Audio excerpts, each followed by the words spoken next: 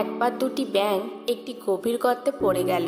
গর্তটি এত গভীর ছিল যে সেখান থেকে বের হওয়া অসম্ভব বলে মনে হচ্ছিল।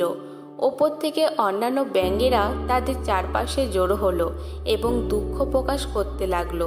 তারা বলল, তোমরা আর বাঁচবে না, এই গর্ত থেকে বের হওয়ার কোনো উপায় নেই, তোমরা এখনই মারা যাবে।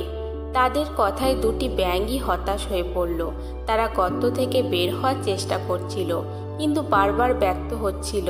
ওপরের ব্যাঙেরা তখনও সমানে বলতে লাগলো, তোমাদের চেষ্টা করা বৃথা, তোমরা এখনই হাল ছেড়ে দাও। একসময় একটি ব্যাঙ ওপরের ব্যাঙদের নেতিবাচক কথা শুনে একেবারে নিস্তেজ হয়ে গেল। সে চেষ্টা করা বন্ধ করে দিল এবং গর্তের মধ্যে পড়ে মারা গেল। কিন্তু অন্য ব্যাঙটি সেই কথাগুলো কানে তুলল না। সে আরও জোরে লাফাতে শুরু করলো। ওপরের ব্যাঙেরা তখনও তাকে উপহাস করতে লাগলো, আরে তুমি কি বোবা? আমরা তোমাকে বলছি হাল ছেড়ে দিতে, কেন তো চেষ্টা করছো? ব্যাঙটি তাদের কথার দিকে মনোযোগ না দিয়ে তার সর্বশক্তি দিয়ে লাফাতে লাগলো। অবশেষে একটি লাফ তাকে গর্তের মুখ পর্যন্ত নিয়ে এলো এবং সে বাইরে বেরিয়ে এলো। বাইরে আসার পর অন্যান্য ব্যাঙেরা তাকে জিজ্ঞেস করলো, তুমি কি আমাদের কথা শোনোনি?